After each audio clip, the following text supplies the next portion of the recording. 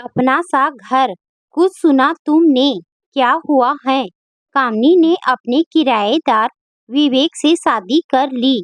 यह तो एक दिन होना ही था। यह सब उसकी माँ की सोची समझी चाल है। अरे, किराएदार होने के नाते उसने इतनी छूट दे रखी थी। यूं कहो कि दहेज बचा लिया। हाँ, दहेज तो बचा लिया, सो बचा लिया, मगर एक माँ को इतनी खुली छूट नहीं देनी चाहिए थी। अरे, जवान बेटी के होते उसने किसी कुंवारे को मकान किराए पर दिया ही क्यों? फिर उसने किराए की कीमत ब्याज समेत वसूल कर ली। पूरे मोहल्ले में यही सब चर्चा चल रही थी। रमा देवी विधवा थी। उनके पति ज्वाला प्रसाद सेल्स टैक्स अफसर थे। जब वे जिंदा थे तभी से उन्होंने रहने के लिए बड़ा मकान बना लिया था। रिटायरमेंट के 1 साल के बाद उनकी मौत हो गई। उनके 2 बेटे प्रदीप और नवीन सरकारी नौकरी में अच्छे पदों पर थे। बड़ा बेटा प्रदीप जबलपुर में असिस्टेंट इंजीनियर था, तो छोटा बेटा नवीन सेंट्रल बैंक ऑफ इंडिया गुना में मैनेजर था।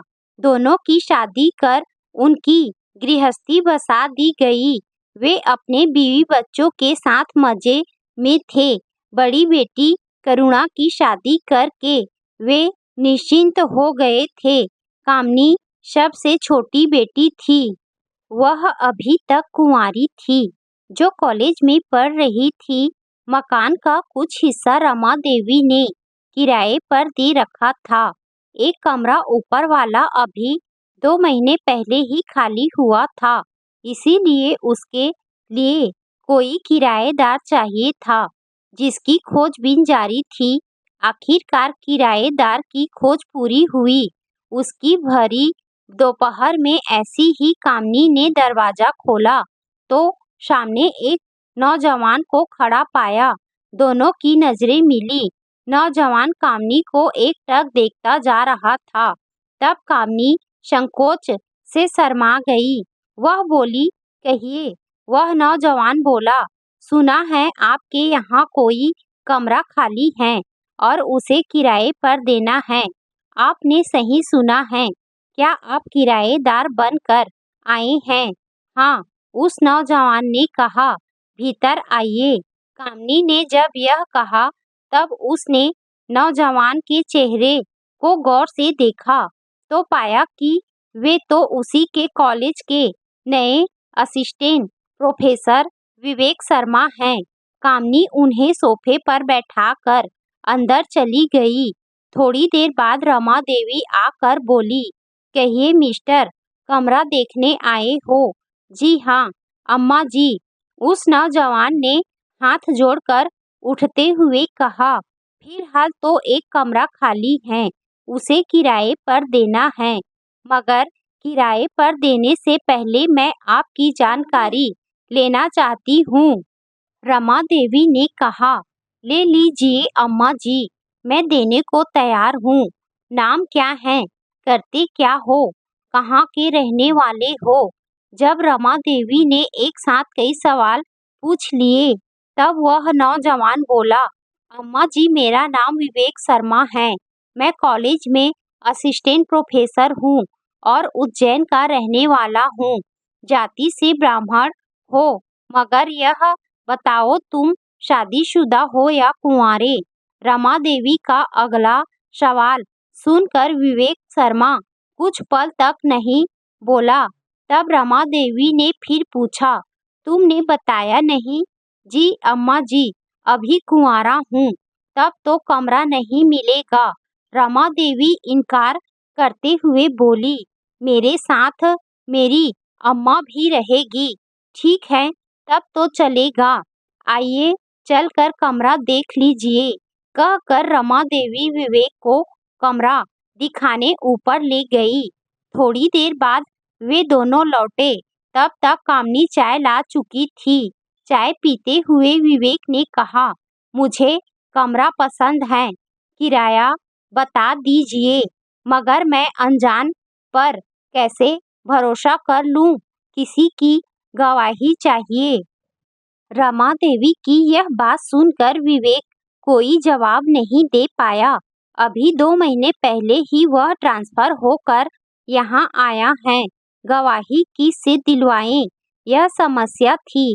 तभी रमा देवी उसे चुप देखकर बोली, जवाब नहीं दिया। अभी मैं इस शहर में नया नया आया हूँ, विवेक ने कहा। मगर आप मुझ पर विश्वास रखिए, मैं आपको किराया हर महीने दूंगा। आप किराया बता दीजिए। किराया 1500 रुपए लगेगा, रमा देवी बोली। लाइट और पानी का खर्च अलग से देना होगा। मंजूर हो तो आकर रह सकते हो। आप एक छोटे से कमरे का किराया ज्यादा बता रही हैं, विवेक बोला। किराया तो यही लगेगा, इससे एक पैसा भी कम नहीं होगा। रमा देवी अपना फैसला सुनाते हुए बोली, रहना है तो रहो। हाँ, 1 महीने का किराया एडवांस देना होगा। ठीक है, मुझे मंजूर है, कहकर विवेक ने कामनी की तरफ देखकर अपने हथियार डाल दिए। फिर रमा देवी के हाथों में एडवांस थमाते हुए वह बोला, लीजिए यह एडवांस किराया। मकान में सब तरह की सुविधाएं हैं, इसीलिए महंगा किराया भी चलेगा। इतना कहकर विवेक हाथ जोड़कर बाहर निकल गया। एक बार उसने कामनी की ओर देखा, फिर कामनी अपनी माँ से बोली, मम्मी, ये तो वही सर हैं जो हमारे कॉलेज में आए हैं। तुमने पहले क्यों नहीं बताया? रमा देवी जरा डांटते हुए बोली, मगर हैं बड़ा समझदार, मैंने उसे ब्राह्मण समझकर किराए पर रखा है। विवेक पहली तारीख को रमा देवी के मकान में किराएदार बनकर आ गया और थोड़े दिनों में ही उसने रमा देवी का विश्वास जीत लिया। अब उसका ज्यादातर समय रमा देवी के यहाँ बीतने लगा। वह खुलकर बातें करने लगा। अगर कोई बाहरी आ जाए तो विवेक को किराएदार नहीं, बल्कि परिवार का एक जिम्मेदार सदस्य ही समझता था। जब उनके बीच पारिवारिक संबंध बन गए, तब विवेक और कामनी के बीच संकोच की दीवार भी टूट गई। दोनों के बीच खुलकर बातें होने लगी। विवेक से पढ़ने के बहाने कामनी बिना किसी रोक टोक के उसके कमरे में घंटों बैठी रहती थी। कभी कभार विवेक कामनी को घुमाने ले जाने लगा, जबकि रमा देवी ने कभी इसका विरोध नहीं किया। मगर धीरे धीरे यह बात मोहल्ले और रिश्तेदारों में फैलने लगी। विवेक किराएदार बनकर जरूर आया है, मगर अपने घर जमाई बनने का देख रहा है। अगर कोई अपरिचित उन्हें साथ साथ देख लेते थे, तब वे विवेक को कामनी का पति समझते थे। रमा देवी ने इन दोनों को इतनी छूट दे रखी है कि दोनों बेशर्मी से घूमते हैं। कामनी तो पढ़ने के बहाने प्रोफेसर के कमरे में बैठकर प्रेम गीत लिख रही हैं। देखो, रमा देवी इतनी अंधी है कि उसी के घर में प्रोफेसर रंगरेलियां मना रहा है। देखना, एक दिन कामनी को बर्बाद करके भाग जाएगा, तब रमा देवी की आंखें खुलेगी। ये सारी बातें रमा देवी के कानों में जरूर पड़ती थी, मगर उन्होंने इन बातों पर कभी ध्यान नहीं दिया। जब चर्चा ज्यादा होने लगी, तब रमा देवी की खास सहेली कमला देवी आकर बोली, ए रमा, मैं क्या सुन रही हूँ? क्या सुन रही है कमला? रमा देवी नाराजगी से बोली, अरे वह प्रोफेसर कामनी के साथ ज्यादा ही दिख रहा है और तू अंधी बनी हुई है। कमला, यह तू मोहल्ले वालों की भाषा बोल रही है, क्या मतलब है तेरा? मेरा मतलब यह है कि तू भी वही कह रही है जो पूरा मोहल्ला कह रहा है। अरे मोहल्ले ने जो देखा है वही मैंने भी देखा है, और तू मोहल्ले वालों की हाँ में हाँ मिला रही है। मोहल्ले वालों की हाँ में हाँ नहीं मिला रही हूँ, बल्कि इन आँखों से देखा है, इसीलिए कह रही हूँ। कमला देवी बोली, मेरा कहना मान, उस प्रोफेसर को निकाल दे। एक दिन वह कामनी को बर्बाद कर के भाग जाएगा, मगर तुम लोगों में से किसी ने भी प्रोफेसर को नहीं समझा। रमा देवी बचाव करते हुए बोली, अच्छा तो तू उसे पूरी तरह समझ चुकी है, बता क्या समझी तू? जवाब दे, चुप क्यों है? इस प्रोफेसर पर तू घमंड कर रही है। देखना एक दिन कामनी को लेकर भाग जाएगा, तब तेरी यह अंधी आंखें खुलेगी। इसीलिए कहती हूँ कि तू प्रोफेसर से कमरा खाली करा कर निकाल दे। मगर कमला कामनी मेरी बेटी है और उसकी मुझे भी चिंता है। क्या खाक चिंता है तुझे? चिंता होती तो जवान बेटी के होते उस प्रोफेसर को कमरा नहीं देती। अरे मैंने कमरा दे दिया, तब तेरे पेट में क्या मरोड़ उठ रही है? मैं तेरी सहेली हूँ, इस नाते कह रही हूँ। एक बार फिर कमला देवी समझाते हुए बोली, अगर तेरी समझ में नहीं आता है तो तू जान, तेरा काम जाने। अब मैं कभी नहीं कहूँगी, और दे अपनी बेटी को मनचाही छूट। अभी मेरी बात तेरी समझ में नहीं आ रही है, जब पानी सिर से गुजर जाएगा तब मेरी बात तेरे समझ में आएगी, मगर तब तक बहुत देर हो चुकी होगी। अच्छा चलती हूँ। इतना कहकर कमला देवी नाराज होकर वहां से चली गई।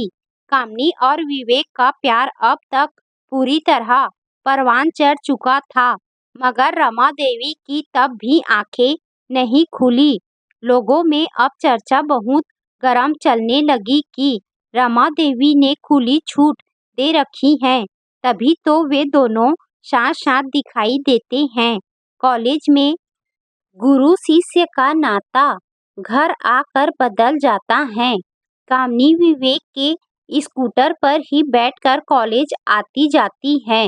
मोहल्ले वाले अपनी निगाह से देख रहे थे और तरह तरह की बातें कर रहे थे। यह बात रिश्तेदारों में भी पहुंच गई। वे भी मौका आने पर टिप्पणी करने से नहीं छूटते थे। सारा कसूर रमा देवी को दे रहे थे, मगर रमा देवी की हालत यह थी कि जब भी वे अपने बेटों से कामनी के लिए लड़का देखने की बातें करती, तब वे उन्हें उल्टा कहते कि अम्मा तुम ही ढूंढ लो, हमें नौकरी के चलते फुर्सत नहीं है। इस तरह दोनों बेटे हाथ झटक लेते थे। विधवा रमा देवी ने कई जगह बात चलाई, मगर कुछ जगह दहेज ज्यादा मांगने के चलते बात टूट जाती, और कुछ तो रमा देवी ने इसीलिए खारिज कर दिया कि वे कोई नौकरी व काम धंधा नहीं करते थे। कामनी को वे ऐसे घराने में ब्याहना चाहती थी कि वह सुख से रह सके। ऐसे में विधवा रमा देवी ने कहाँ कहाँ दौड़ नहीं लगाई, आगे पीछे उसकी शादी तो करना ही है। इसी वजह से कामनी और विवेक को उसने ज्यादा छूट दे रखी थी। आखिर वही हुआ जिसकी उम्मीद थी। कामनी और विवेक ने चुपचाप तरीके से कोर्ट मैरिज कर ली। शादी कर वे उज्जैन चले गए। तब यह बात सारे मोहल्ले के साथ रिश्तेदारों में भी फैल गई। रमा देवी जो चाहती थी वह हो गया, मगर अब रिश्तेदारों व मोहल्ले वालों के ताने भी वे सुन रही थी। जब रमा देवी ने इस बात की खबर अपने दोनों बेटों को दी, उन्होंने भी यही राय दी कि हमें भी यह रिश्ता मंजूर है। कामनी ने किससे भी शादी की, वह कमाऊ है, तुम भी तो कमाऊ दामाद चाहती थी। रहा रिश्तेदारों और मोहल्ले वालों का तो थोड़े दिनों तक कहकर वे भी चुप हो जाएंगे।